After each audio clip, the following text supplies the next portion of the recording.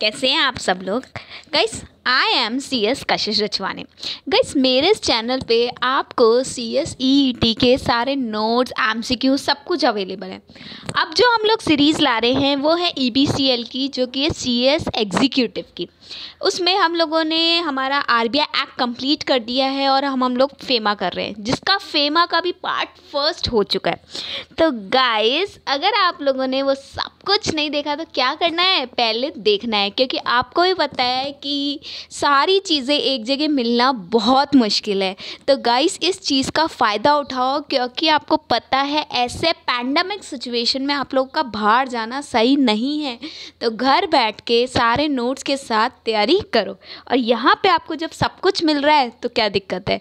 फिर भी आप लोगों को कोई प्रॉब्लम होती है तो मेरा एक टेलीग्राम पे चैनल है, आप लोग उसको ज्वाइन करो, उसमें आपको बहुत सारी इन्फॉर्मेशन मिलेगी। प्लस अगर आपको कुछ और भी एक्स्ट्रा पूछना है तो आप लोग क्या कर सकते हैं, मुझे कमेंट कर सकते हैं, मैं आपको उसकी भी चीज़ें बता दूंगी, ठीक है।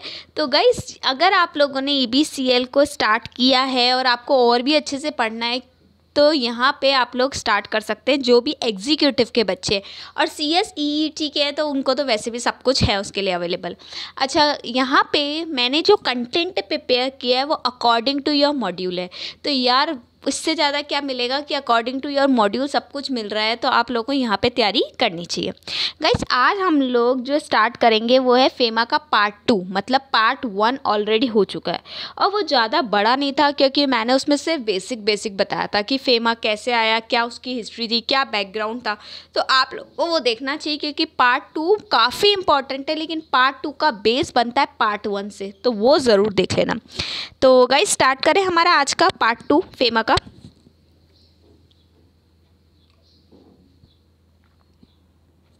फेमा की एप्लीकेबिलिटी। फेमा पूरे होल ऑफ इंडिया पे एप्लीकेबल है। FEMA apply extend to whole of India, पूरे इंडिया पे एप्लीकेबल है।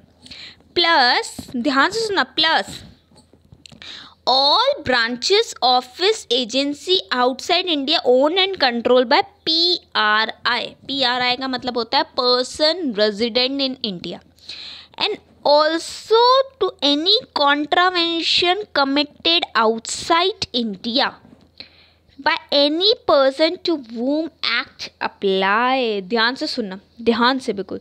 इसको आप पढ़ाने से पहले मैं यहाँ पे एक चीज़ बताऊँगी आपको, ध्यान से सुनना। ये हमारा इंडिया है, ठीक है, PRI, ठीक है, एक से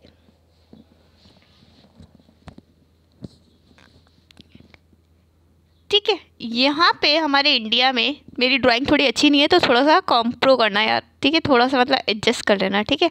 ये हमारा PRI है, ठीक है। अगर ये PRI रुपीज़ में ट्रांजैक्शन करता है तो क्या फेमा अप्लाई होगा? इंडिया में बैठा है और इंडिया में बैठ के रुपीज़ में ट्रांजैक्शन कर रहा है, क्या फेमा अप्लाई होगा? बिल्कुल नहीं होगा, ठीक है।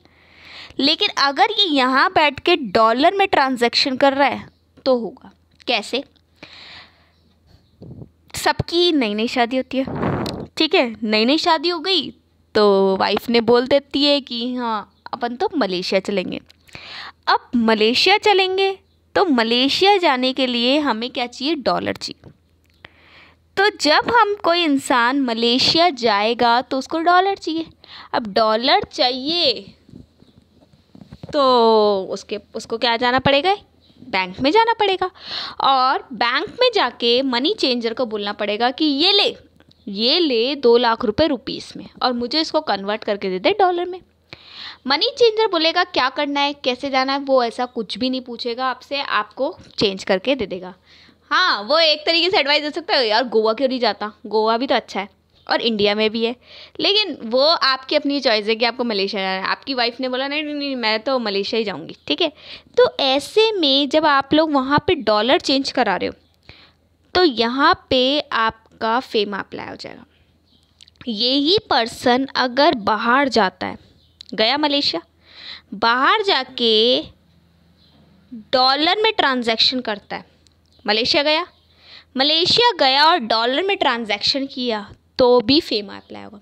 इंडिया में है पर्सन रेजिडेंट इन इंडिया और डॉलर में ट्रांजैक्शन कर रहा है तो फेमा अप्लाई होगा।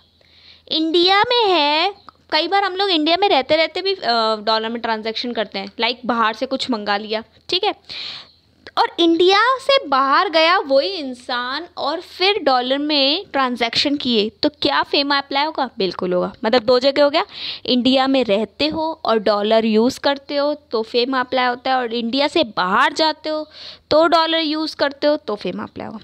ये इस इंसान ने BOA खोला, कहाँ पे? ऑस्ट्रेलिया में। तो क्या इस पे फेमा अप्लाई होगा? बिल्कुल होगा। कैसे? BOA का मतलब होता है ब्रांच ऑफिस एजेंसी। किसी ने अपने यहाँ पे ब्रांच खोली, कहाँ पे? इंडिया के इंसान ने ऑस्ट्रेलिया में ब्रांच खोली, कोई ऑफिस खोला, कोई एजेंसी खोली, तो क्या फेमा अप्लाई होगा? बिल्कुल होगा। ठीक है, वापस पहला, इंडिया में रह के डॉलर का ट्रांजैक्शन करते हो, फेमा अप्लाई होगा? होगा। इंडिया से बाहर जाते हो और इंडिया से बाहर जाके डॉलर यूज़ करते हो, क्या फेमा अप्लाई होगा? बिल्कुल होगा। अगर आपका ब्रांच ऑफिस एजेंसी इंडिया से बाहर है, क्या फेमा अप्लाई होगा? होगा। एक चीज़ और, यही ऑस्ट्रेलिया में एक पर्सन था, PROI, ठीक है, पर्सन रेजिडेंट आउटसाइड इंडिया, और ये अपने दोस्त इससे PRI से मिलने इंडिया आया। अब इसने इसको डॉलर दिए, आया, इसके लिए गिफ्ट लेके आया या कुछ भी किया, या मतलब इसको आया, इसके घर पे आया, इसको थोड़ा सा अपन देते ना लिफाफा वगैरह, वो दे के चला गया, एनवलप दे के चला गया, तो जो पैसे इसने दिए वो डॉलर में थे। क्या अभी भी फेमा अप्लाई होगा? बिल्कुल होगा, बिल्कुल होगा। याद रखना, अभी तक मैं आपको PRI के बारे में बता रही थी, अभी मैंने PRO के बारे में बताया। PRI इंडिया में डॉलर यूज़ करता है, होगा। रुपी यूज़ करता है, नहीं होगा। PRI बाहर जाके डॉलर यूज़ करता है, होगा। PRI ने अगर बाहर ब्रांच ऑफिस एजेंसी खोली तो भी होगा। 3 तो केसेस PRI के, लेकिन ये चीज़ साइलेंट है। PRO जो है, PROI, person resident outside India, अगर वो इंसान इंडिया में आता है और डॉलर का यूज़ करता है और रुपीस में चेंज करवाता है उसको, तो उसके लिए भी फेमा अप्लाई होगा। समझ में आ गई? 4 केसेस है, फर्स्ट, सेकेंड, थर्ड और ये है फोर्थ। ठीक है, अब आ जाओ डेफिनेशन पे। FEMA extend to whole of India. ठीक है, इंडिया में अप्लाई होगा, किसके लिए? PRI के बारे में। होल ऑफ इंडिया में देखो, होल ऑफ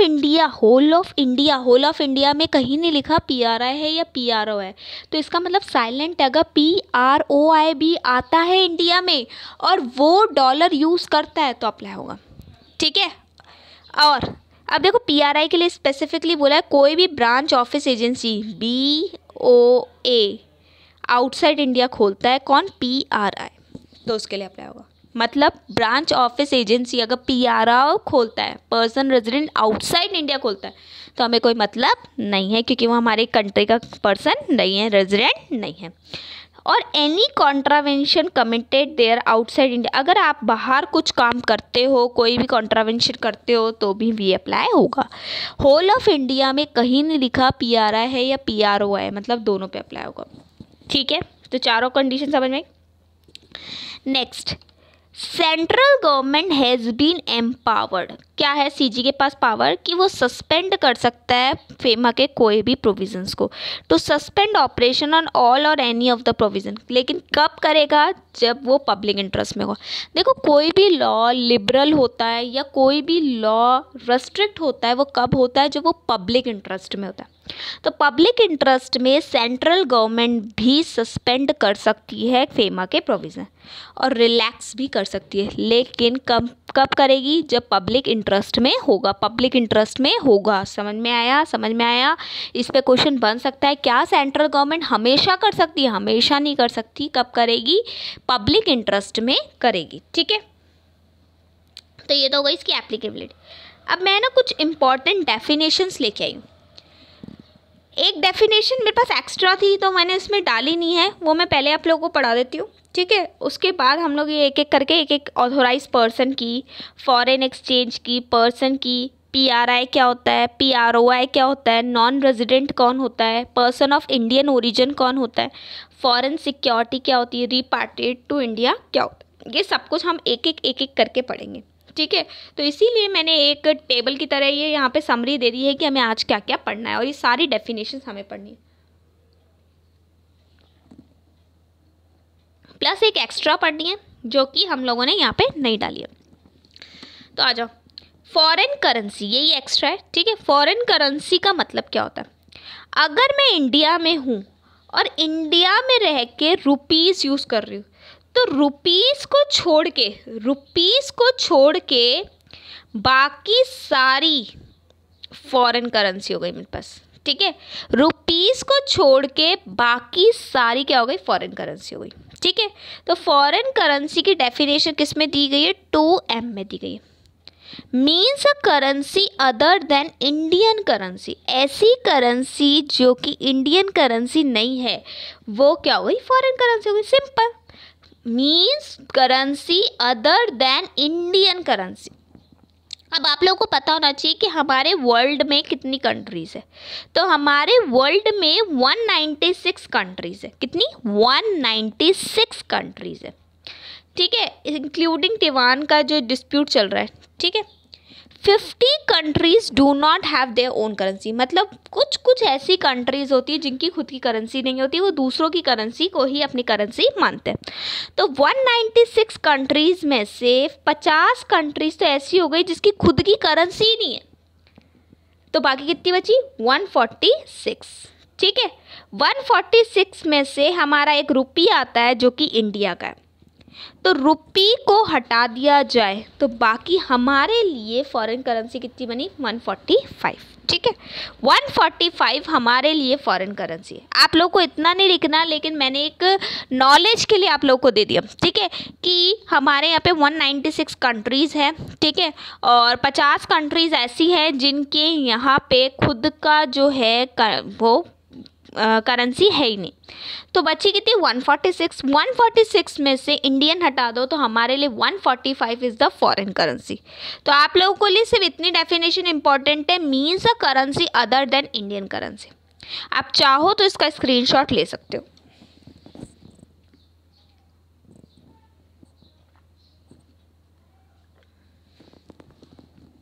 चलें, अब आ जाते हैं एक एक डेफिनेशन। देखो, ऑथोराइज्ड पर्सन, क्या ज़रूरत क्या है ये ऑथोराइज्ड पर्सन की? अगर मैं बोलूँ, यहाँ पे एक पेपर खाली था, हाँ, अगर मैं बोलूँ कि इनकम टैक्स में अगर असेसिंग ऑफिसर नहीं होता तो क्या होता? इनकम टैक्स में अगर असेसिंग ऑफिसर नहीं होता तो क्या होता? इनकम टैक्स में अगर असेसिंग ऑफिसर नहीं होता ना बेटा, तो हर कोई इंसान अपने हिसाब से लॉ बनाता, हर कोई इंसान अपने हिसाब से इनकम टैक्स भरता, ठीक है। और जो CA हैं, जो CS है, लॉयर है, वो तो टैक्स भरते ही नहीं, सब बोलते हम तो एग्जेम्प्टेड इनकम में आते हैं, ठीक है। अगर मैं बोलूँ कंपटीशन कमीशन ऑफ इंडिया में, कंपटीशन एक्ट में कंपटीशन कमीशन नहीं होता, CCI नहीं होता, ठीक है, कंपटीशन एक्ट है, सॉरी, ठीक है, ये एक्ट है ना। तो कंपटीशन एक्ट में अगर कंपटीशन कमीशन नहीं होता तो क्या होता? कोई कंपटीशन के रूल्स फॉलो नहीं करता। मतलब एक्ट को बनाने वाले जो होते हैं ना, वो एक्ट को बना जाते हैं, एक्ट को बनाने वाले एक्ट को बना जाते हैं। जैसे कि कंपनी लॉ में NCLT वगैरह है, MCA है, ये सब क्या है? ऑथोराइज्ड पर्सन है। अगर एक्ट बनाने वाले एक्ट बना गए लेकिन उसको इम्प्लीमेंट करवाना ही तो बहुत मुश्किल होता है।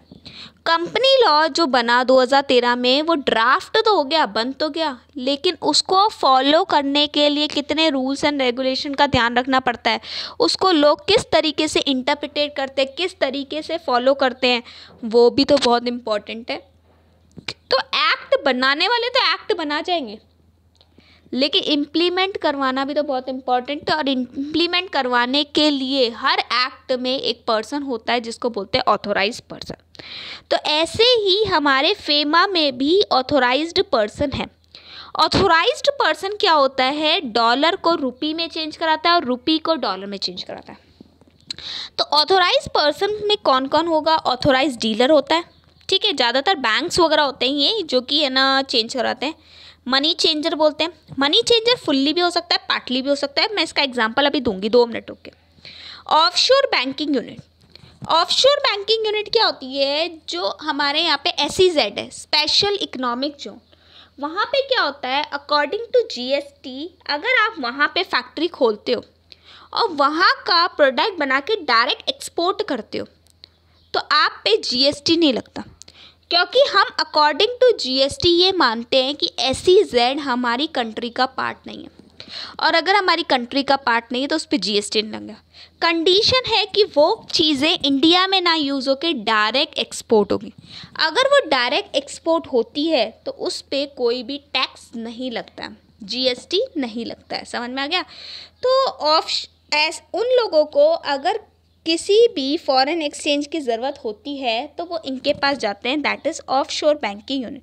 उनके लिए जो बैंक होता है जो कि चेंज करता है करेंसी को, उसको बोलेंगे SEZ, ऑफशोर बैंकिंग यूनिट।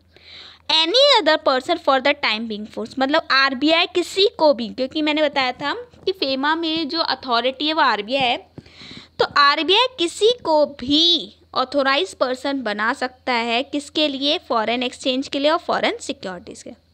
वापस याद करो मेरे साथ, ऑथोराइज पर्सन कौन होगा, ऑथोराइज डीलर होगा, मनी चेंजर होगा, ठीक है, कोई भी ऑफशोर बैंकिंग यूनिट होगी, या कोई भी हो सकता है जिसको RBI अलाउ करती है, किसके लिए, फॉरेन सिक्योरिटी के लिए और फॉरेन एक्सचेंज के लिए, ठीक है।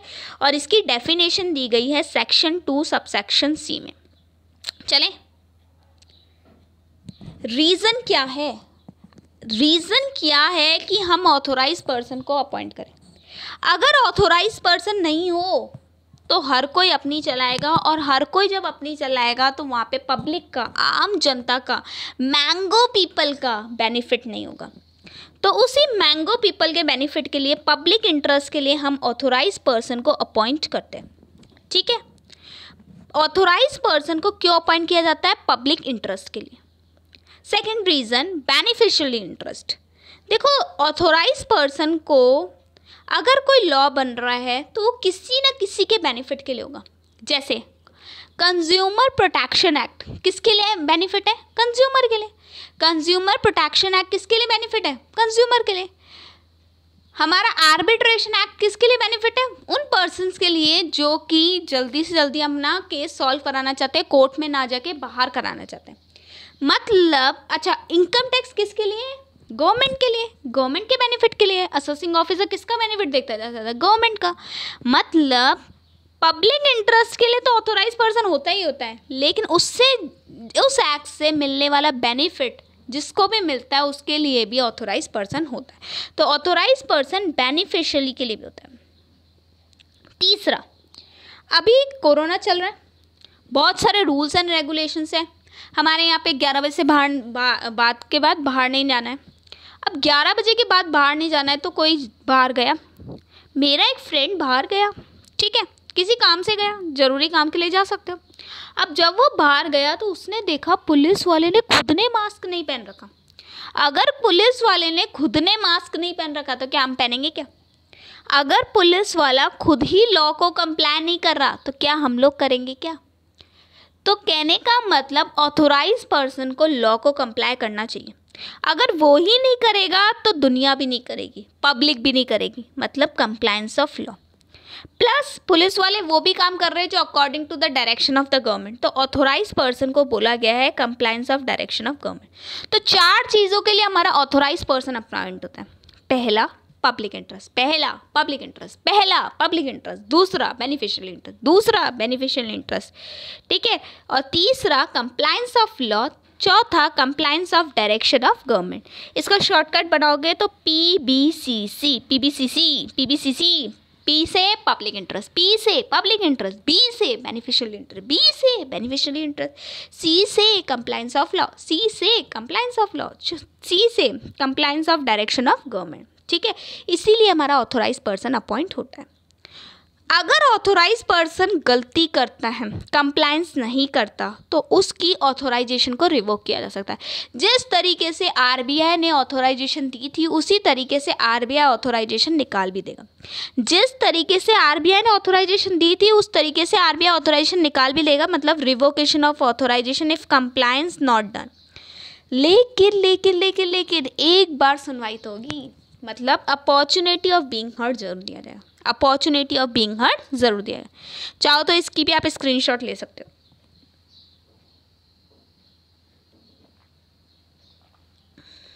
चलें, देखो एग्जाम्पल ऑथोराइजेशन पर्सन का, ज़्यादातर सारे बैंक ऑथोराइज पर्सन होते हैं। अब ये ताज होटल क्या डाला है मैंने, ताज होटल आपको पता है गोवा वगैरह में होटल्स हैं। ठीक है, गोवा का ही एग्जांपल लेते हैं, वैसे ये हर जगह ही है ताज तो। ठीक है, गोवा में ताज है।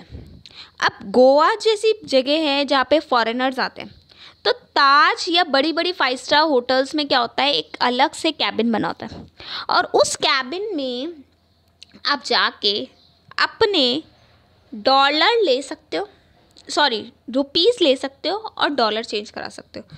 मतलब कोई फॉरेनर आता है तो उसके पास डॉलर होंगे, तो फॉरेनर क्या करेगा, डॉलर देगा रिसेप्शन पे और रुपीस ले लेगा। तो ताज ने सिर्फ डॉलर को बाय किया, डॉलर को बाय किया। अगर बाय किया और रुपीस दे दिया तो ये फुल्ली नहीं हुआ, ये पार्टली हुआ। कुछ लोग सिर्फ डॉलर को सेल करते हैं, कुछ लोग डॉलर को बाय करते हैं। तो जो मनी चेंजर होते हैं वो पार्टली भी होते हैं, लेकिन जो बैंक्स है वो बाय भी करती है और सेल भी करती है, बाय भी करती है और सेल भी करती है। तो ये फुल्ली हो गया। तो यही चीज़ मैंने आपको बताई थी कि मनी चेंजर फुल्ली भी हो सकता है, पार्टली भी हो सकता है। तो आई थिंक आप लोग को ऑथोराइज पर्सन की डेफिनेशन अच्छे से आ गई होगी। कोई भी हो सकता है, ठीक है, एनी पर्सन, कोई भी, इसको मनी चेंजर भी बोल सकते हैं, उसको ऑफशोर यूनिट भी बोल सकते हैं। ऑफशोर किसके लिए हो सकता है, जो कि SEZ के लिए होता है। और कोई और भी पर्सन जिसको RBI बोलता है फॉरेन सिक्योरिटी के लिए और फॉरेन किसके लिए, करेंसी के लिए। ठीक है गाइस, अच्छा लग रहा है तो यार एक लाइक तो मारो, क्योंकि उससे क्या होगा, मुझे भी बहुत अच्छा मोटिवेशन मिलेगा। ठीक है, तो ऑथोराइज पर्सन होंगे। नेक्स्ट, पावर क्या होते हैं ऑथोराइज पर्सन के। ऑथोराइज पर्सन को सारे के सारे लॉ कंप्लायंस करने पड़ते हैं जो RBI ने दिए। ठीक है, कंप्लायंस, जनरल और specific direction on order of RBI कुछ जनरल डायरेक्शन हमेशा दे के रखता है और कुछ स्पेसिफिक अगर दे रहा है, जैसे डीमॉनिटाइजेशन के टाइम पे दिए होंगे तो उसको फॉलो करने पड़ेंगे। Permission of RBI not engage in transaction without RBI apply, ऐसा कोई ट्रांजैक्शन नहीं करना जिसको RBI ने अप्रूवल नहीं दी थी। ठीक है, समझ में आया। Accept in conformity with the order. अच्छा, जनरली जो ऑथोराइजेशन दी है वो तो आप काम करोगे। आप छोटी छोटी बात के लिए क्या रेडी कि मैं गई, मुझे $2 चाहिए, तो उसके लिए भी वो RBI को फ़ोन करेगा, नहीं। लेकिन बड़े बड़े ट्रांजैक्शन के लिए वो RBI से पूछेगा। एक लिमिट तक उसको अलाउ है, लेकिन उसके बाद अगर वो करता है तो RBI से पूछेगा। ठीक है, और RBI के सारे लॉ को भी कंप्लायंस करेगा। Declaration, give declaration and satisfy that the transaction not involve any contravention। आप RBI को डिक्लेरेशन दोगे कि जो भी उसने ट्रांजैक्शन करवाए हैं वो इलीगल नहीं है, वो लीगल है, वो इलीगल नहीं है। If person refuse to comply the authorisation person shall refuse in writing undertake the transaction. ध्यान से सुनना, एक पर्सन है मिस्टर ए, वो गया ऑथोराइज पर्सन के लिए कि ऑथोराइज पर्सन मुझे $50 दे दो। ऑथोराइज पर्सन ने उससे पूछा क्या करेगा, बोला मेरी नई नई शादी हुई है, मैं घूमने जाऊंगा। ऑथोराइज पर्सन बोलता है नहीं नहीं, तेरे को देख के लग नहीं रहा कि तू घूमने जाएगा। ठीक है, तो ऑथोराइज पर्सन ने उस पर्सन को $50 देने के लिए मना कर दिया। अब ऑथोराइज पर्सन ने जब उसको मना किया तो मिस्टर ए को बड़ा गुस्सा आ गया, ऐसे कैसे, मैं बोल रहा हूँ ना मुझे जाना है। तो ऑथोराइज पर्सन ने बोला कि आप यहाँ पे इस तरीके से बात नहीं कर सकते और मैं सेटिस्फाइड नहीं हूँ तो मैं आपको $50 नहीं दूंगा। अब ऑथोराइज पर्सन ने मना कर दिया उसको, मिस्टर ए को और गुस्सा आ गया। तो ऑथोराइज पर्सन को मिस्टर ए ने बोला, रुक मैं तेरी आरबीआई से कंप्लेन करता हूँ। ऑथोराइज पर्सन ने एक पेपर निकाला और उस पर साफ साफ लिख दिया कि मिस्टर ए जो कर रहा है वो मिसबिहेव कर रहा है मुझसे, और इसकी वजह से आप इसको कभी भी डॉलर मत देना। मिस्टर ए ने देखा, अरे मैंने तो अभी कंप्लेन बोली और ऑथोराइज ने दे दी, मतलब ऑथोराइज पर्सन ने खुद ने ही आरबीआई को कंप्लेन कर दी। कहने का मतलब ये है कि अगर ऑथोराइज पर्सन सेटिस्फाइड नहीं होता तो वो किसी को भी डॉलर देने के लिए मना कर देता है, कि फॉरेन करेंसी देने के लिए मना कर सकता है। और अगर उसको लगता है कि सामने वाला पर्सन नहीं मान रहा तो उस चीज़ का कॉन्ट्रावेंशन का रिपोर्ट किसको दे देगा? आरबीआई को। ठीक है, तो पहला क्या था? पहला ये था कि कंप्लायंस वो खुद भी आरबीआई के रूल्स को फॉलो करेगा। सारी चीज़ें, अगर बड़े बड़े ट्रांजैक्शन है तो परमिशन किससे लेगा? आरबीआई से। जनरली कर रहा है तो नहीं लेगा।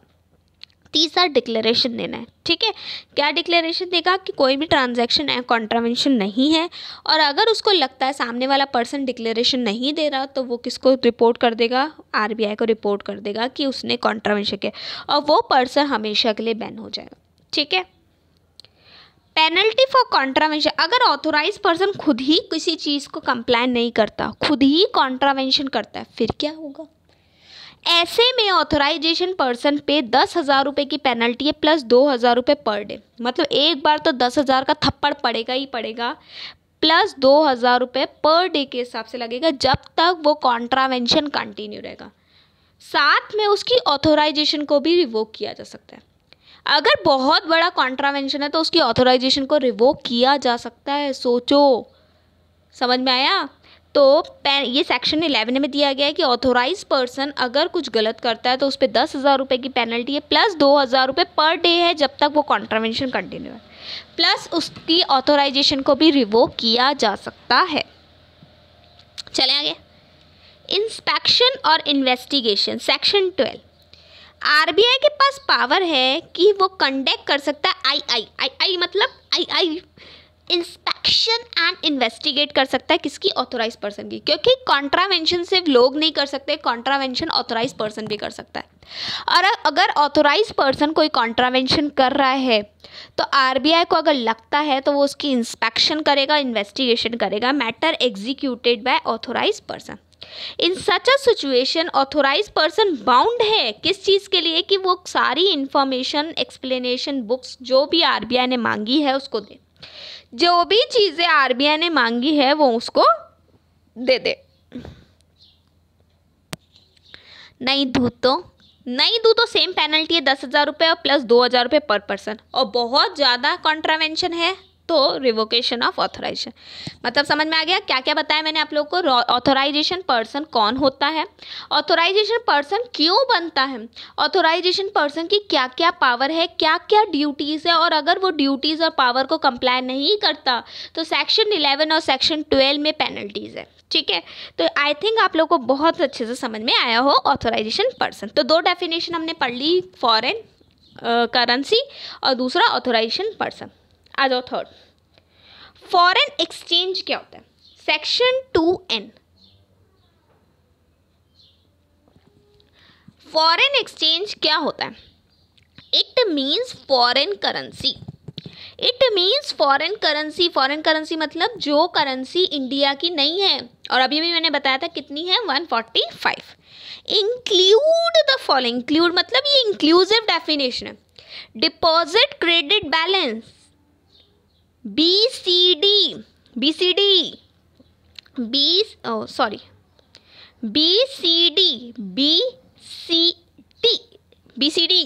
बैलेंस पेबल, क्रेडिट और डिपॉजिट, मतलब मैंने थोड़ा सा उल्टा लिख दिया। ठीक है, इन फॉरेन करेंसी, ठीक है, इन फॉरेन करेंसी अगर आप कोई भी डिपॉजिट, क्रेडिट या बैलेंस फॉरेन करेंसी में देते हो तो वो फॉरेन एक्सचेंज में चल जाता है, फॉरेन एक्सचेंज हो जाएगा। यहाँ तक मुझे नहीं लगता आप लोगों को ये प्रॉब्लम होगी। फॉरेन एक्सचेंज का मतलब फॉरेन करेंसी होता है, मतलब आपने रुपीज़ दिया और डॉलर में चेंज करा दिया, रुपीज़ दिया और डॉलर में चेंज करा दिया, रुपीज़ दिया और डॉलर में चेंज करा दिया। लेकिन दूसरा डिपॉजिट, क्रेडिट और बैलेंस पेबल, जरूर थोड़ी हम हमेशा रुपीज़ देते हैं, हम कभी कभी किसी को मतलब कुछ चेक दे दिया, बिल ऑफ एक्सचेंज दे दिया, कुछ भी दे सकते हैं। अगर वो फॉरेन करेंसी में जाके क्रेडिट होता है ठीक है, मतलब वहाँ पे जाके निकलता है पैसा, तो वो भी फॉरेन एक्सचेंज में आएगा। Third definition, draft travellers check, अब उसको ट्रैवलर्स कार्ड बोला जाता है, ठीक है।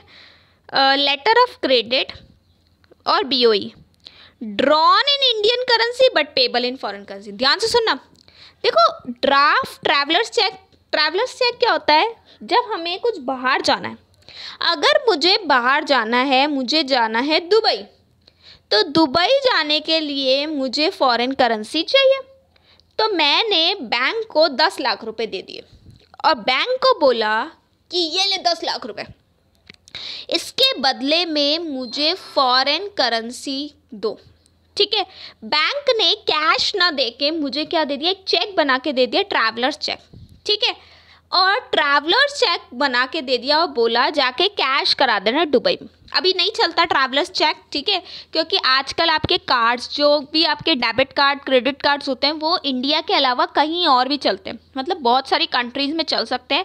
तो आजकल एक कार्ड्स आता है जिसको ट्रैवलर्स कार्ड बोला जाता है, ठीक है, और डेबिट कार्ड वगैरह, क्रेडिट कार्ड भी चल जाते हैं, ठीक है। आप अपना कार्ड देखना, जो डेबिट कार्ड वगैरह होता है उसमें लिखा होता है कि ये जो कार्ड है वो नेपाल और भूटान वगैरह में भी चलता है, तो इसका मतलब वो आजकल कार्ड्स चलते हैं, ठीक है। तो पहले चलता था ट्रैवलर्स चेक, कि हम लोग बाहर जाते थे तो चेक बनवा देते थे और वहाँ जाके इन कैश करवा देते थे। तो ड्राफ्ट ट्रैवलर्स चेक और letter of credit, bill of exchange, drawn in Indian currency, बना तो इंडिया में है पर पेबल क्या है, foreign currency. Drawn in Indian currency, बना इंडिया में लेकिन पेबल का है, फॉरेन करेंसी में, ठीक है। ड्रॉन आउटसाइड इंडिया, अब देखो बाहर इंडिया में बना है तो फॉरेन करेंसी में बना होगा ऑब्वियसली। अगर दुबई में कोई चेक बना है तो दुबई वाले में पेबल होगा, ठीक है। लेकिन वहाँ पे फेमा थोड़ी अप्लाई होगा यार, क्योंकि फेमा तो जब अप्लाई होगा ना, जब 2 करेंसीज अप्लाई होगी। तो अगर दुबई का चेक है, दुबई में पे हो रहा है, तो वहाँ थोड़ी फेमा अप्लाई होगा। लेकिन अगर दुबई का चेक है और इंडिया में पे हो रहा है, तब अप्लाई होगा। तो drawn outside India but payable in Indian currency, बहुत इंपॉर्टेंट है। फॉरेन एक्सचेंज का मतलब फॉरेन करेंसी है, plus draft travellers cheque, letter of credit, ठीक है, जो कि फॉरेन करेंसी में पे किए। तीसरा draft travellers cheque, letter of credit, जो कि किस में है, बना तो इंडियन करेंसी में है लेकिन पेबल फॉरेन करेंसी में, या फिर बना फॉरेन करेंसी में, पेबल इंडियन करेंसी में, मतलब 2 कंट्रीज की करेंसी मिलनी चाहिए। अभी अच्छे से और समझ में आएगा। देखो यहाँ पे 4 केसेस हैं। Case number 1, draft travellers cheque, letter of credit और बिल ऑफ एक्सचेंज, बना है रुपीज़ में और पेबल भी रुपीज़ में, बना रुपीज़ में, पेबल भी रुपीज़ में। क्या फॉरेन एक्सचेंज जो फेमा है वो अप्लाई होगा? नहीं होगा यार। इंडिया का इंसान है, इंडिया में रह रहा है, इंडिया में चेक बनवा रहा है, इंडियन रुपी में बनवा रहा है, क्या दिक्कत है? नहीं होगा। दूसरा, बना इंडिया में, ड्रॉन इंडिया में हुआ है, लेकिन पे करना है डॉलर में। हो गई 2 करेंसीज इन्वॉल्व, क्या होगा? यस होगा। बना बाहर है लेकिन पेबल इंडिया में, 2 करेंसी इन्वॉल्व है, बिल्कुल होगा। यहाँ तो दिमाग ही नहीं लगाना जब 2 करेंसी इन्वॉल्व हो। लेकिन यहाँ देखो, अब बना इंडिया बाहर है और पेबल भी बाहर में, क्या ये इस इंडिया में फेम अप्लाई होगा? बिल्कुल नहीं होगा। लेकिन ध्यान से सुनना, अगर वो चेक इंडिया में कौन बनवा रहा है? इंडियन पर्सन बना रहा है। वो चेक अगर इंडियन पर्सन बना रहा है, तो मैंने बताया था अगर पीआरआई कोई बाहर जाके भी काम करता है डॉलर में तो अप्लाई होगा। तो yes, if it is drawn in PRI, ठीक है, ये याद रख लेना। अगर वो पर्सन रेजिडेंट इन इंडियन बाहर जाके दुबई या कहीं पे बाहर जाके डॉलर या किसी में भी फॉरेन करेंसी में ट्रांजैक्शन कर रहा है तो वो अप्लाई होगा, ठीक है। ड्रॉन इंडिया में मतलब पर्सन इंडिया का होना चाहिए, रेजिडेंट इंडिया का होना चाहिए। 2 करेंसी है तभी होगा और डॉलर में होगा। लेकिन डॉलर जब होगा, डॉलर मतलब डॉलर क्या, फॉरेन करेंसी में दोनों जगह है। ड्रॉन भी फॉरेन करेंसी में, पेबल भी फॉरेन करेंसी है। लेकिन जब फेम अप्लाई होगा जब हमारा पीआरआई, क्योंकि पीआरआई हमारा कहीं भी चल जाए वहाँ पे फेम अप्लाई होगा। इसका क्लिक ले लो एक बार।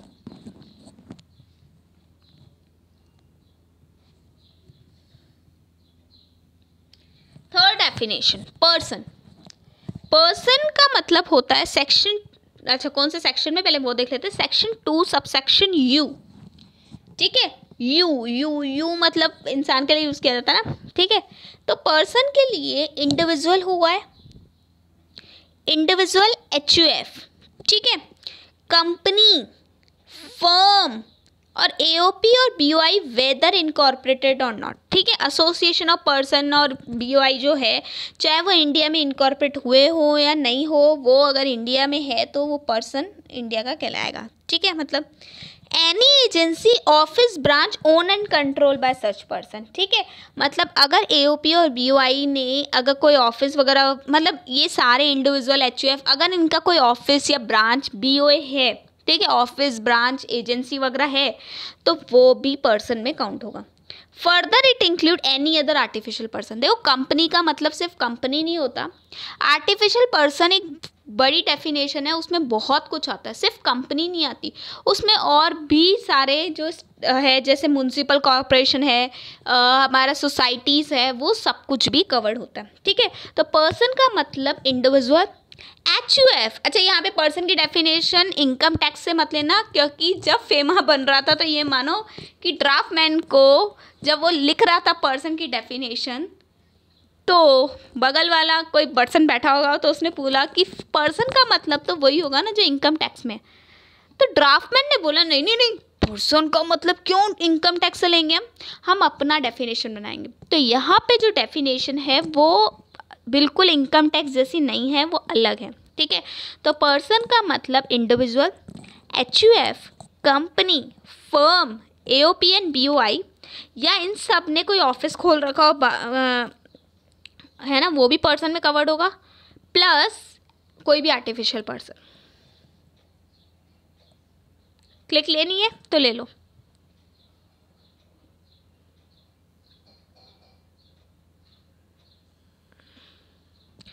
Person resident in India, most important definition, section 2 subsection V, ठीक है। वी आर रेजिडेंट, ठीक है, वी, ठीक है, याद रखना। ये भी बिल्कुल इनकम टैक्स जैसी नहीं है, ध्यान से सुना, ये भी बिल्कुल इनकम टैक्स जैसी नहीं है। एक पर्सन है, पर्सन रिजाइडिंग इन इंडिया, इसको बिल्कुल ध्यान से सुनना, फॉर मोर देन 182 डेज। अब ये मत बोला कि ये भी इनकम टैक्स में है। For more than 182 days during preceding financial year, पिछले साल अगर आप 182 डेज इंडिया में रहे हो तो आप रेजिडेंट कहलाओगे, आप रेजिडेंट कहलाओगे अगर पिछले साल आप इंडिया में 182 डेज रहे हो। पहली कंडीशन है, ठीक है, इसमें दूसरी कंडीशन है इसलिए मैं यहाँ पे प्लस लगा रही हूँ, ठीक है। पहली कंडीशन, पिछले साल मोर देन 182 डेज रहे हो तो यहाँ पे आप PRI कहलाओगे। और कौन कहलाओगे, बट नॉट इंक्लूड, ध्यान से सुनना, but not include person who goes out of India and who stay outside India.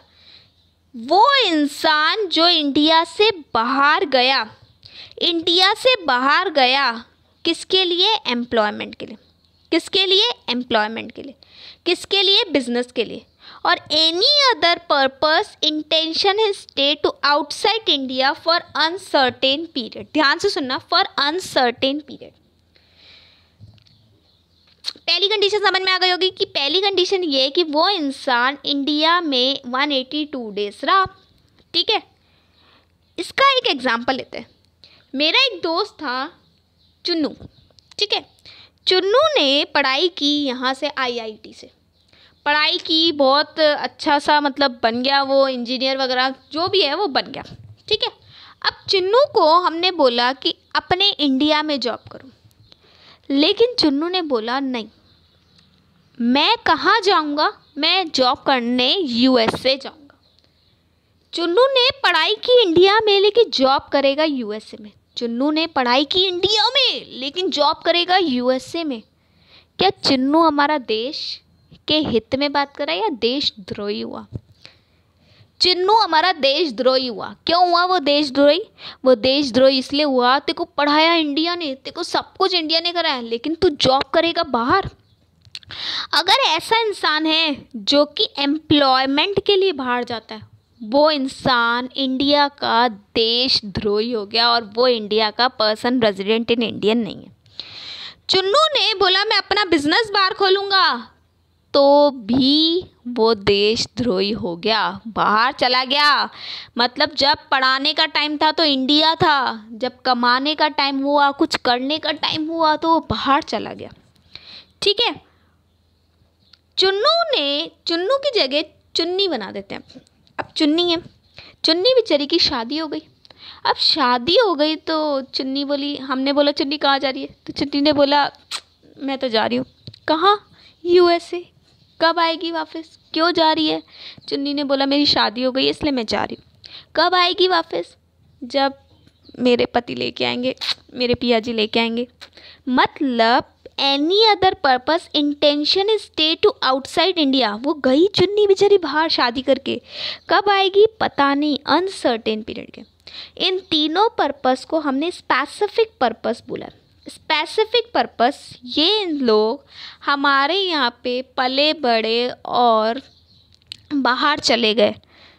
ठीक है, करंट ईयर में बाहर चले गए। पिछले साल वो 182 डेज रहे थे, लेकिन इस साल वो बाहर चले गए स्पेसिफिक पर्पस के लिए, तो वो हमारे इस साल के क्या नहीं रहेंगे, रेजिडेंट नहीं रहेंगे। अगर यही चुन्नू IIT करके खुशी से हॉलीडेज बाहर मनाने जाता तो वो नॉन स्पेसिफिक पर्पस होता और उसके लिए वो हमारा रेजिडेंट होता। यही चुन्नी सिर्फ हनीमून के लिए बाहर जाती तो वो नॉन स्पेसिफिक पर्पस होता और वो हमारे यहाँ पे रेजिडेंट होती, अगर वो पिछले साल 182 डेज रही है तो। ठीक है, तो देख लेते हैं। अच्छा पर्सन, अच्छा पहली कंडीशन ये हो गई। ठीक है, दूसरा एक्सेप्शन क्या है? Person who come to India, मतलब बाहर से इंडिया में आया and stay in India other than. अगर कोई इंसान बाहर पढ़ के इंडिया में जॉब करने आता है, अब बताओ वो देशद्रोही है या देश के हित में बात कर रहा है? वो देश के हित में बात कर रहा है। बाहर से पढ़ के इंडिया में बिजनेस कर रहे हैं, देश के हित में बात कर रहे हैं। बाहर की लड़की इंडिया में शादी करके आ रही है अनसर्टेन पीरियड के लिए, तो देश के हित में बात कर रहा है। मतलब एक्सेप्शन का एक्सेप्शन हमारा ये इंक्लूड होगा। ये लोग अगर इंडिया में आते हैं, बाहर का इंसान इंडिया में जॉब करने आता है, बाहर का इंसान इंडिया में बिजनेस खोलने के लिए आता है, या बाहर का इंसान इंडिया में कोई अनसर्टेन पीरियड के लिए आता है, ठीक है, तो वो हमारे यहाँ का रेजिडेंट होगा। एक्सेप्शन का एक्सेप्शन हमारा इंक्लूजन हो जाएगा। ठीक है, अदर देन लिखा है ना। लेकिन बाहर का इंसान ताजमहल देखने आ रहा है तो पता है 10 दिन बाद 12 दिन बाद ताजमहल देके चला जाएगा, तो वो इंक्लूड नहीं होगा। बाहर का इंसान इंडिया में पढ़ने के लिए आ रहा है, पता है पढ़ के 2-3 साल बाद चला जाएगा, तो वो हमारा PRI नहीं होगा। ठीक है, पर्सन रेजिडेंट नहीं होगा। पर्सन रेजिडेंट कब होगा? जब वो इन सब के लिए यहाँ आ रहा है, प्रोवाइडेड एक और कंडीशन है, पिछले साल वो 182 डेज रहा हो। समझ में आया? पहली कंडीशन तो सब पे एप्लीकेबल होगी। दूसरी कंडीशन, अगर यहाँ से कोई बाहर जा रहा है स्पेसिफिक पर्पस के लिए, तो वो हमारा PRI नहीं होगा करंट ईयर में। और बाहर से कोई पर्सन स्पेसिफिक पर्पस के लिए आ रहा है तो वो हमारा PRI होगा। यहाँ से कोई नॉन स्पेसिफिक पर्पस के लिए जा रहा है तो वो देश के हित के लिए, पता है आएगा ही आएगा वापस, तो अगर वो वापस आएगा तो वो PRI होगा। लेकिन बाहर से कोई आ रहा है मेहमान और ताजमहल देखने आ रहा है, मतलब नॉन स्पेसिफिक पर्पस से, पता है वापस जाएगा, तो वो हमारा PRI नहीं होगा। समझ में आया? और भी क्लियर करने के लिए हम लोग कुछ क्वेश्चन करेंगे। चलो आ जाओ। अगर कोई इंसान 182 डेज से पिछले साल कम रहा है तो करंट ईयर में अगर वो बाहर गया, देखो पहली कंडीशन ही फुल नहीं हो रही, ग्रेटर देन 182 डेज नहीं है, जब पहली कंडीशन ही नहीं फुलफिल हो रही, बाहर जाए अंदर जाए, बाहर जाए अंदर जाए, उससे कोई मतलब नहीं है, PRI ही होगा, PROI होगा, पर्सन रेजिडेंट आउटसाइड इंडिया। क्यों? क्योंकि पहली कंडीशन ही फुलफिल नहीं हो, पहली कंडीशन ही फुलफिल नहीं हो रही तो और कुछ देखना ही नहीं है। चले next example, greater than 182 days, क्या पहली कंडीशन हो रही है फुलफिल? वेरी गुड, पहली कंडीशन फुलफिल हो रही है। अब करंट ईयर में हमारा इंसान बाहर गया स्पेसिफिक पर्पस के लिए, देशद्रोही हुआ, पढ़ा यहाँ, जॉब बाहर करने गया, चुन्नू, PRI हो गया। लेकिन बाहर का इंसान अगर यहाँ आता है स्पेसिफिक पर्पस के लिए तो PRI हो गया ना हमारा देश के हित में। फिर वही इंसान बाहर गया स्पेसिफिक पर्पस के लिए, वही इंसान वापस जॉब करने के लिए बाहर गया, मतलब जॉन बाहर से आया इंडिया में बिजनेस करने के लिए, तो वो इंडिया का PRI हो गया। लेकिन जॉन को इंडियन कल्चर अच्छा नहीं लगा या कुछ ऐसा हुआ, उसका बिजनेस नहीं चला, वो वापस बाहर चला गया, तो वो वापस क्या हो गया? PROI हो गया, PROI हो गया। ठीक है, नेक्स्ट। अच्छा, आप लोग ये बोलोगे मैम साल में कितनी बार आ जा सकते हैं, साल में कितनी बार PRI और PRO हो सकता है? बेटा हर 1 मिनट में आप PRI भी हो सकते हो और PROI भी हो सकते हो, कभी भी, कितने भी सेकंड। आप लोग इंडिया और चाइना के बॉर्डर पे खड़े हो जाओ, एक अपॉइंटमेंट लेटर इंडिया के लिए ले लो और एक अपॉइंटमेंट लेटर चाइना के लिए ले लो। 2 दिन चाइना में रहोगे, जॉब इंडिया में नहीं कर रहे हो, बाहर कर रहे हो, देशद्रोही हो, आप PRI हो जाओगे। लेकिन अगर आप जैसे ही 2 दिन बाद इंडिया में आते हो फिर PRI हो जाओगे, फिर 2 दिन बाद चाइना में जाओगे PRI हो जाओगे, मतलब person resident outside India, OI हो जाओगे। ठीक है, फिर 2 दिन बाद वापस इंडिया में आओगे PRI हो जाओगे, फिर 2 दिन बाद चाइना जाओगे PROI हो जाओगे। ठीक है, मतलब यहाँ पे इनकम टैक्स की तरह नहीं है कि एक बार रेजिडेंट तो पूरे साल रेजिडेंट, नहीं, यहाँ पे हर दिन हर मिनट भी चेंज हो सकता है। आप बॉर्डर पे खड़े हो गए, एक पैर इंडिया में एक पैर चाइना में, दोनों पैर चाइना में PRI हो गए, दोनों पैर इंडिया में PRI हो गए। ठीक है, दोनों पैर चाइना PROI हो गए। ठीक है, कहने का मतलब हर 1 सेकंड में चेंज हो सकता है। चलें, देखो पहली कंडीशन फुलफिल हो रही है, greater than 182 days, current financial year में बाहर गए जॉब करने के लिए, तो क्या हो गए? PROI हो गए। ठीक है, फिर इंडिया में आए तो PRI हो गए, फिर बाहर गए PROI हो गए, फिर इंडिया में आए PRI हो गए, फिर बाहर गए PROI हो गए। ठीक है, मतलब कभी भी चेंज हो सकता है, तो इसकी क्लिक ले लो यार एक बार।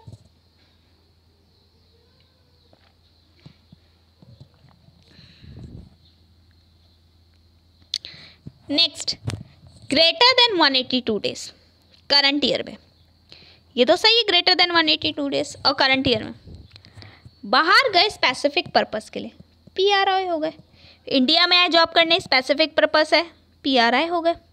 इंडिया में जॉब कर रहे हो लेकिन बाहर घूमने गए मलेशिया में, इंडिया में जॉब कर रहे हो, इंडिया के हो PRI अभी तक, लेकिन बाहर गए नॉन स्पेसिफिक पर्पस के लिए घूमने के लिए, तो PRI हो गए। PRI क्यों हुए? ध्यान से सुनना, क्योंकि अभी आप जॉब इंडिया में ही कर रहे हो, आप जॉब इंडिया में ही कर रहे हो, आप इंडिया की रिलायंस में जॉब कर रहे हो और अंबानी ने खुश होकर बोल दिया भाई इतना काम मत कर, इतना काम मत कर, तेरे को बाहर घूमने के लिए भेज, मतलब तूने इतना अच्छा काम कर लिया कि हम तेरे को बाहर घूमने के लिए भेज रहे हैं, तो नॉन स्पेसिफिक पर्पस हो गया, तो आपका स्टेटस चेंज नहीं होगा, PRI ही रहेगा। आप फिर इंडिया में आए जॉब करने के लिए PRI हो गए, लेकिन आपको लग रहा है आप बाहर जॉब करनी चाहिए, वापस चले गए आउटसाइड इंडिया स्पेसिफिक पर्पस के लिए PRI हो गए। आप देख रहे हो, जब नॉन स्पेसिफिक पर्पस है तो स्टेटस सेम है, नॉन स्पेसिफिक पर्पस है तो स्टेटस सेम है, चेंज नहीं है। नेक्स्ट, ग्रेटर देन 182 डेज और इन करंट फाइनेंशियल ईयर, आप इंडिया से बाहर रहते हो स्पेसिफिक पर्पस जॉब के लिए, तो PRI हो गए, PROI हो गए। ठीक है, अब इंडिया में से बाहर आप माइक्रोसॉफ्ट या एप्पल में काम करते हो, एप्पल की कंपनी ने बोला भाई तू कितना काम करेगा, कितना काम करेगा, इतना काम तूने कर दिया, अब तेरे को हम छुट्टी देंगे। छुट्टी का जैसे ही नाम सुना तो उस बंदे ने बोला, जॉन ने, वही जॉन था हमारा, ठीक है, इंडिया में आऊँगा, 4 धाम घूमूंगा, 4 धाम घूमूंगा, इंडिया में आऊँगा, 4 धाम घूमूंगा। इंडिया में आया लेकिन घूमने के लिए आया, ठीक है, इंडिया में आया घूमने के लिए आ गया, नॉन स्पेसिफिक पर्पस, तो PROAI है। लेकिन जब वो 4 धाम घूमा तो उसको मज़ा नहीं आया, वो सोचा मैं तो वापस मलेशिया जा रहा हूँ, मैं तो वापस मलेशिया जाऊँगा, वहाँ घूमूंगा। अगर वो इंसान बाहर दोबारा गया नॉन स्पेसिफिक पर्पस के लिए, स्टेटस चेंज नहीं हुआ। ध्यान से देखना, जब वो स्पेसिफिक पर्पस में जो उसका स्टेटस था, आंख बंद करके आंसर देना, आंख बंद करके, स्पेसिफिक पर्पस में अगर जो उसका स्टेटस था, जब तक वो नॉन स्पेसिफिक पर्पस चल रहा है स्टेटस सेम रहेगा। जब तक नॉन स्पेसिफिक पर्पस चल रहा है स्टेटस सेम रहेगा। Next example, greater than 182 days है और करंट फाइनेंशियल ईयर में आप बाहर गए, किसके लिए? जॉब के लिए। पीटर थे आप, ठीक है, तो PROI हो गया। इंडिया में आए, पीटर ने बोला अब मैं जॉब इंडिया में करूँगा, PROI हो गया, ठीक है। फिर इंडिया से बाहर गया जॉब, लेकिन जॉब के लिए नहीं, किसके लिए? घूमने के लिए। देख रहे हो स्टेटस सेम है, देख रहे हो, मतलब स्पेसिफिक के बाद जो भी जितने भी नॉन स्पेसिफिक पर्पस होंगे सेम रहेगा। फिर वापस इंडिया में आया घूमने के लिए, पीटर, सेम रह रहा है। मतलब सिर्फ स्पेसिफिक पर्पस में ही स्टेटस चेंज होगा, नॉन स्पेसिफिक में नहीं होगा। और देशद्रोही और देश हित का आपको बस याद रखना है। नेक्स्ट, बाहर गए 182 डे, प्रीवियस फाइनेंशियल ईयर में 182 डेज आप इंडिया में थे, करंट फाइनेंशियल ईयर में आप बाहर गए जॉब के लिए, PROI हो गया, ठीक है, PROI हो गया। फिर इंडिया में आए, नॉन स्पेसिफिक है, देखो नहीं चेंज हुआ, PRI हो गया। फिर वापस बाहर गए, अभी भी नॉन स्पेसिफिक है, तो देखो PROI ही है। लेकिन फिर इंडिया में आए हो और स्पेसिफिक पर्पस के लिए आए हो, तो देश हित के लिए आए हो, तो PRI हो गया। फिर बाहर गए आउटसाइड, लेकिन नॉन स्पेसिफिक है, तो देखो सेम ही रहे। फिर इंडिया में आए नॉन स्पेसिफिक, आंख बंद करके, मतलब नॉन स्पेसिफिक में ऊपर वाला ही स्टेटस चलता है। ये देख लो यहाँ पे भी, ठीक है। तो क्लिक चाहो तो ले लो भाई, और अच्छा लग रहा है तो कमेंट भी कर लो। नेक्स्ट, ग्रेटर देन 182 डेज आप इंडिया में रहे हो पिछले साल, करंट फाइनेंशियल ईयर में बाहर गए हो जॉब के लिए, PROI है। इंडिया में आए हो घूमने के लिए, PROI। स्टेटस नहीं चेंज होता नॉन स्पेसिफिक में, लेकिन आपको इंडिया इतना पसंद आया घूमने में कि आप इंडिया में ही रह गए, स्टे कर दिया इंडिया में, स्टे, ठीक है, स्टे इन इंडिया, और अब इंडिया में जॉब करने लग गए, तो अब आपका स्टेटस स्पेसिफिक पर्पस हो गया, इसीलिए PRI हो गया। क्योंकि आप आए तो घूमने के लिए थे, नॉन स्पेसिफिक पर्पस के लिए, लेकिन अब आप रुक गए, तो जिस दिन आपने ये डिसाइड किया कि मैं इंडिया में रहूँगा और जॉब करूँगा, तो उस दिन से आप PRI बन गए। नेक्स्ट, पिछले साल ग्रेटर देन 182 डेज रहे हो, करंट फाइनेंशियल ईयर में आउटसाइड गए हो स्पेसिफिक पर्पस के लिए, जॉब के लिए, तो PROI हो गया। इंडिया में आए नॉन स्पेसिफिक के लिए, मैंने बोला था स्टेटस चेंज नहीं होगा, PROI हो। लेकिन अब आप इंडिया में ही रुक गए, तो अब आपका स्टेटस चेंज होगा, PRI हो गया। फिर बाहर गए नॉन स्पेसिफिक पर्पस के लिए, ठीक है, अब देखो ऊपर वाला ही चलता है, ठीक है, तो PRI ही रह रहा है। लेकिन अब बाहर गए तो फिर बाहर ही रुक गए, वहीं जॉब करने लग गए, तो PROI हो गया। समझ में आया? ये बहुत इंपॉर्टेंट है, इसका क्लिक जरूर ले लेना।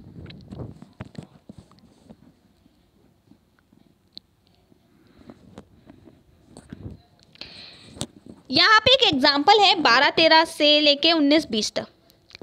12-13 में मैं इंडिया में थी, ठीक है, और पिछले साल भी, उससे पिछले साल भी मैं इंडिया में थी, तो क्या मेरा स्टेटस PRI होगा या PROI हो गया? तो PRI हो गया। 13-14 में भी मैं इंडिया में थी, तो मेरा स्टेटस PRI होगा, क्योंकि पिछले साल 182 डेज का कंडीशन चल रही है। उसके बाद मैं फॉरेन गई और पढ़ने के लिए गई। अब मैं फॉरेन गई, लेकिन पढ़ने के लिए गई, और पढ़ना स्पेसिफिक पर्पस नहीं होता, नॉन स्पेसिफिक पर्पस है। इसका मतलब मैं देशद्रोही नहीं हूँ, मैं देश के हित में हूँ। और पिछले साल मैं इंडिया में थी तो 182 डेज भी रही थी, तो क्या मैं PRI होंगी 14-15 में या PROI होंगी? मैं PRI होंगी, क्योंकि मैं बाहर गई, वो भी मेरा नॉन स्पेसिफिक पर्पस था, और पिछले साल मैं 182 डेज इंडिया में थी। लेकिन अब मैं फॉरेन में ही रह रही हूँ, तो पिछले साल मैं 182 डेज वाला कवर्ड ही नहीं कर पाई, इसलिए PROI हो जाएगा, PROI हो जाएगा। 17-18 के बाद 18-19 में मैं दोबारा इंडिया में आई, लेकिन दोबारा इंडिया में आई जॉब के लिए। मैं तो देश के हित में आई हूँ, देश के हित में आई हूँ, लेकिन पिछले साल तो मैं फॉरेन में थी, तो 182 डेज वाली कंडीशन फुलफिल नहीं थी, तो इसीलिए मैं PROI ही रही। लेकिन फिर 19-20 में, जब मैं 18-19 में इंडिया में थी, तो 19-20 में 182 डेज से ग्रेटर हो गए होंगे, और स्पेसिफिक पर्पस के लिए मैं इंडिया में आई हूँ, तो यहाँ पे PRI हो गया। समझ में आया? मतलब पहली कंडीशन मोस्ट इम्पॉर्टेंट, अगर पहली कंडीशन 182 डेज वाली फुलफिल नहीं हो रही तो आपका काम ही खत्म, आगे आपको देखना ही नहीं है। स्पेसिफिक और नॉन स्पेसिफिक तो तब डिसाइड होगा ना जब वो पहली कंडीशन फुलफिल होगी, और पहली ही फुलफिल नहीं होगी तो स्पेसिफिक और नॉन स्पेसिफिक देखना ज़रूरी नहीं है। चले अच्छा, एक क्वेश्चन और था मेरा, अगर कोई इंसान बाहर गया है, जॉब के लिए भी गया है और साथ में पढ़ाई भी करेगा, आप लोगों को पता है आजकल ऐसे होता है, जॉब के लिए भी गया है मतलब स्पेसिफिक पर्पस के लिए बाहर गया है, और पढ़ाई भी करेगा मतलब नॉन स्पेसिफिकली, तो ऐसे में उसका कंडीशन PRI होगा या PROI होगा? अगर कोई बाहर जाता है जॉब के लिए, मतलब specific purpose plus non specific purpose के लिए, तो वहाँ पे उसका स्टेटस देखा जाएगा उसके वीज़ा पे जो लिखा होगा, अगर वीज़ा पे जॉब का है तो वो PROI हो जाएगा। अगर वीज़ा पे उसका एजुकेशन का है तो वहाँ पे वो PRI हो जाएगा। ठीक है? क्या माइनर भी रेजिडेंट होता है? क्या माइनर को भी हम PRI और PROI में बांट सकते हैं? तो मेरा आंसर है माइनर को ना तो PRI हो सकता है ना PROI हो सकता है, क्योंकि माइनर कॉन्ट्रैक्ट नहीं कर सकता, माइनर कॉन्ट्रैक्ट नहीं कर सकता, और क्योंकि इंडियन कॉन्ट्रैक्ट एक्ट में हमने हमेशा पढ़ा है माइनर कॉन्ट्रैक्ट नहीं कर सकता, तो वो रेजिडेंट या नॉन रेजिडेंट की कैटेगरी में आएगा ही नहीं। नेक्स्ट, ये हो गया स्पेसिफिक और नॉन स्पेसिफिक वाला। पहला पढ़ लिया था हमने पर्सन के बारे में। पर्सन के बारे में क्या पढ़ा था? पर्सन के बारे में ये पढ़ा था पिछले साल 182 डेज रहा प्लस इस साल स्पेसिफिक पर्पस के लिए इंडिया में आ रहा है तो हमारा PRI हो जाएगा, और स्पेसिफिक पर्पस के लिए इंडिया से बाहर जा रहा है तो PROI हो जाएगा। ठीक है? अब पर्सन के अलावा कोई और भी तो हो सकता है, तो पर्सन के अलावा अगर बॉडी कॉर्पोरेट है, ठीक है, इनकॉर्पोरेटेड इन इंडिया, तो वो इंडिया में अगर इनकॉर्पोरेट हुई है तो पर्सन रेजिडेंट इन इंडिया हो जाएगी। ठीक है?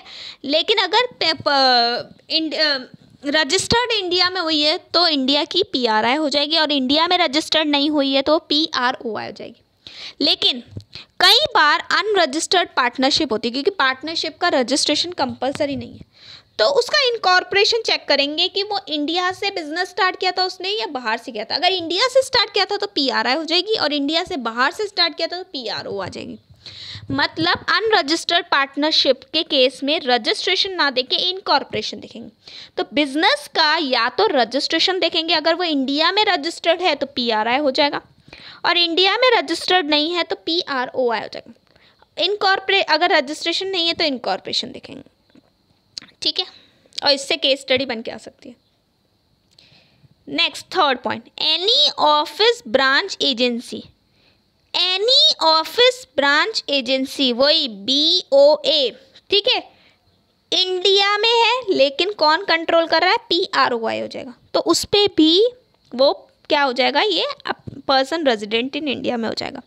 वो office person resident in India में हो जाएगा, रेजिडेंट कहलाएगा। लेकिन इंडिया से बाहर है और कंट्रोल PRI कर रहा है तो भी रेजिडेंट की केस में आ जाएगा। देखो इसका एग्जांपल, इंडिया में ऑफिस है लेकिन बाहर का पर्सन कंट्रोल कर रहा है। इंडिया में ऑफिस है लेकिन कंट्रोल कौन कर रहा है? बाहर का पर्सन कर रहा है। लेकिन है तो इंडिया में ना ऑफिस, इंडिया में है और इंडिया में ऑफिस है, तो इंडिया से आप पैसे लेके जाओगे, इंडिया से आप सबको लेके जाओगे, तो यहाँ पे फेम अप्लाई होगा क्योंकि इंडिया से लिंक हो रहा है। दूसरा केस, ऑफिस बाहर है लेकिन कंट्रोल तो हमारा इंडियन पर्सन कर रहा है, मतलब इंडिया का कहीं तो खून मिल रहा है, इंडिया का कहीं ही तो मेहनत मिल रही है, खून पसीने की कमाई है हमारे इंडियन पर्सन की। तो अगर इंसान जो इंडिया का है वो अगर ऐसा ऑफिस जो बाहर कंट्रोल कर रहा है, वो भी रेजिडेंट के केस में है। ठीक है, तो हमने सबसे पहले पढ़ा पर्सन के केस में, दूसरा हमने पढ़ा कोई आर्टिफिशियल पर्सन के केस में, तीसरा हमने एक एक्सेप्शन पढ़ा था कि कोई ऐसा ऑफिस जो इंडियन पर्सन बाहर कंट्रोल कर रहा है, ये वाला है। और दूसरा हमने एक चीज़ और पढ़ी थी कि कोई बाहर का पर्सन अगर इंडियन ऑफिस पे कंट्रोल कर रहा है, कोई ब्रांच वगैरह है, तो वो भी रेजिडेंट के केस में आ जाएगी। आगे चले, next, person resident outside India. इसमें बड़ी फर्जी डेफिनेशन, पब्लिक कंपनी कौन सी है? जो प्राइवेट नहीं है। प्राइवेट कंपनी कौन सी है? जो पब्लिक नहीं है। ड्राफ्टमैन बड़े मजे लेता है। तो पर्सन रेजिडेंट आउटसाइड इंडिया वो इंसान होगा जो कि रेजिडेंट नहीं होगा। Person resident outside India means a person who is not a resident in India. वो इंसान जो इंडिया का रेजिडेंट नहीं है, वो आउटसाइड इंडिया का रेजिडेंट हो जाएगा। ठीक है, तो ये तो वो वाली डेफिनेशन हो गई। पब्लिक कंपनी कौन सी होगी? जो प्राइवेट कंपनी ही नहीं है, और प्राइवेट कंपनी कौन सी होगी? जो पब्लिक कंपनी नहीं है। ठीक है, तो ये सब कुछ। चलें आगे। नॉन रेजिडेंट इंडियन कौन होगा? Non resident Indian, NR। ठीक है, वो पर्सन जो इंडिया के बाहर रेजिडेंट है लेकिन वो पैदा इंडिया में हुआ था।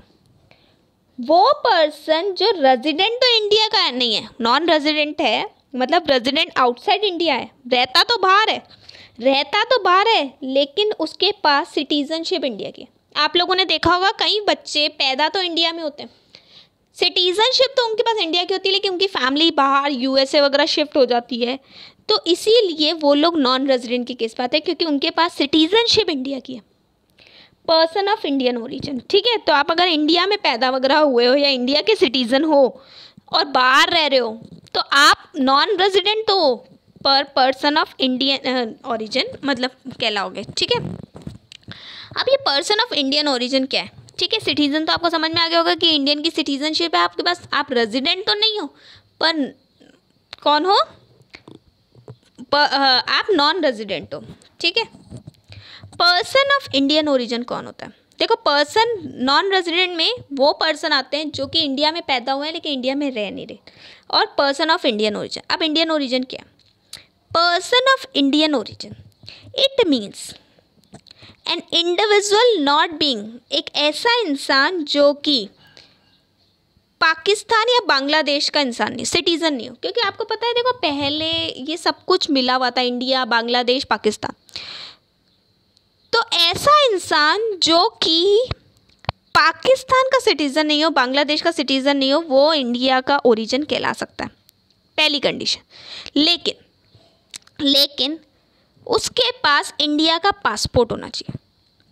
पर्सन ऑफ इंडियन ओरिजिन वो इंसान होगा जो कहीं भी पैदा हुआ है, USA में भी पैदा हुआ है चलेगा, लेकिन पाकिस्तान और बांग्लादेश में नहीं हुआ, प्लस उसके पास इंडिया का पासपोर्ट होना चाहिए, या फिर उसके पेरेंट्स या ग्रैंड पेरेंट्स इंडियन सिटीजन होने चाहिए, इंडिया में पैदा हुए। पीटर खुद तो USA में पैदा हुआ, लेकिन उसके मम्मी पापा या दादा दादी अगर इंडिया में पैदा होते हैं तो वो पर्सन ऑफ इंडियन ओरिजिन होगा और वो नॉन रेजिडेंट की कैटेगरी में आएगा। या फिर उस पीटर, आप यहाँ का एक पर्सन है रमेश ने शादी कर ली, पीटर था ना, हाँ लड़का पीटर था, तो यहाँ पे लड़की थी रमा। ठीक है, तो रमा ने शादी कर ली पीटर से। तो अगर पीटर की वाइफ या वाइफ का हस्बैंड का वाइफ, उसको स्पाउस बोलता है, अगर उसका स्पाउस इंडियन सिटीजन है, अब पीटर तो कभी इंडिया में नहीं आया, पीटर तो USA में ही रहता है, ठीक है, लेकिन उसकी वाइफ रमा इंडियन सिटीजन है, तो वो भी नॉन रेजिडेंट कहलाएगा। या फिर वाइफ के मम्मी पापा पीटर ने शादी करी पीटरी से, दोनों यूएसए के हैं, लेकिन पीटरी के मम्मी पापा या पीटरी के दादा दादी इंडिया में पैदा हुए थे, तो आप नॉन रेजिडेंट कहलाओगे। मतलब आप खुद इंडिया कभी नहीं गए हो, लेकिन आपके पेरेंट्स अगर इंडिया के हो तो आप नॉन रेजिडेंट कहलाओगे। आपके ग्रैंड पेरेंट्स इंडिया के हो तो आप नॉन रेजिडेंट। आपकी वाइफ इंडिया की हो तो आप नॉन रेजिडेंट। आपके वाइफ के मम्मी पापा या दादा दादी इंडिया के हो तो आप नॉन रेजिडेंट। आपके पास इंडिया का पासपोर्ट है तो आप नॉन रेजिडेंट कहलाओगे, ठीक है। लेकिन प्रोवाइडेड एक कंडीशन है कि आप लोग बांग्लादेश या पाकिस्तान के इंसान नहीं हो। Next, 8th definition, foreign security. Foreign security की डेफिनेशन है सेक्शन 2 सबसेक्शन ओ में। फॉरेन सिक्योरिटी आप लोगों ने पढ़ा होगा कि इंडिया से बाहर अगर हमें ट्रेड करना है तो हम ADR, GDR और इन सब में करते हैं। तो फॉरेन सिक्योरिटी वही होगी। Foreign security means any security. Shares दे सकते हैं हम बाहर, स्टॉक दे सकते हैं, बॉन्ड्स दे सकते हैं, डिबेंचर दे सकते हैं, लेकिन वो किस में होने चाहिए? डोमिनेटेड और expressed in foreign currency. It means any security, कुछ भी हो सकता है, कुछ भी हो सकता है, लेकिन कंडीशन क्या है? बनी हुई, डोमिनेटेड और expressed in foreign currency, foreign currency में बनी हुई होनी चाहिए।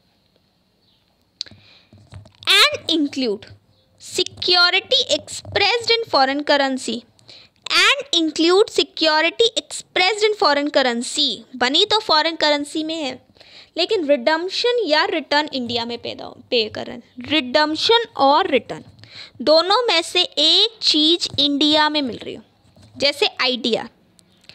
IDR जो होता है वो इंडिया में इशू हुआ, बना तो फॉरेन में था, ठीक है, लेकिन उसका रिटर्न इंडिया में किसके फॉर्म में दिया जाता है? इंडियन रुपी के फॉर्म में दिया जाता है, तो वो हमारा फॉरेन सिक्योरिटी कहलाएगा, क्योंकि उसका जो रिटर्न है वो इंडियन करेंसी में दिया जा रहा है। नेक्स्ट देखो सिक्योरिटी का चार्ट, एक्सप्रेस्ड इन रुपी, बना रुपी में, रिडम्पशन भी रुपी में और रिटर्न भी रुपी में, क्या ये फॉरेन सिक्योरिटी होगा? नहीं। दूसरा, बना डॉलर में, पहली कंडीशन पूरी हो रही है, बिल्कुल। दूसरी कंडीशन, रिडम्पशन और रिटर्न, दोनों में से एक भी चीज़ डॉलर में नहीं है, लेकिन बना तो बाहर है ना, बना तो बाहर है, बना तो बाहर है, ठीक है, तो यहाँ पे ये भी फॉरेन सिक्योरिटी नहीं होना चाहिए यार।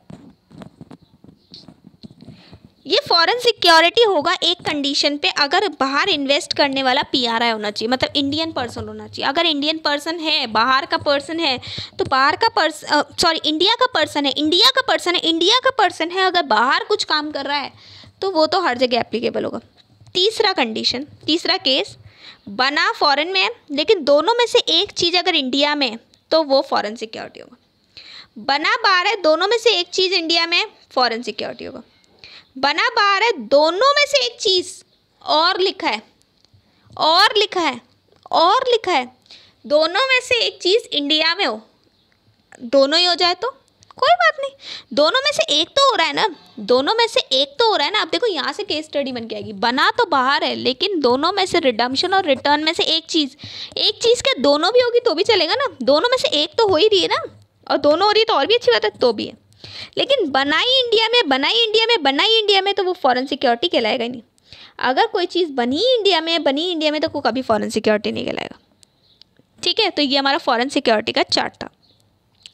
Next definition, repatriate to India. India में आप चीज़ से कैसे लेके आते हो, डॉलर कैसे लेके आते हो? Repatriate to India, it means selling, आपने इंडिया में बेचा, होल्डिंग और यूज़, रियलाइजेशन फॉरेन एक्सचेंज, आपने फॉरेन एक्सचेंज को यूज़ किया, सेल किया, होल्ड करके रखा, किस तरीके से? फॉलोइंग वे से। पहला, selling to authorise person in India in exchange of rupees, हम बाहर से आए और बाहर से आके हम लोगों ने, जैसे जॉन आया, हम तो क्या आएंगे, जॉन आया, ठीक है, कोरोना वायरस में कौन जाएगा बाहर, अभी तो बाहर, घर से बाहर ही नहीं निकल पा रहे, तो इंडिया से बाहर जाने का तो मतलब ही नहीं।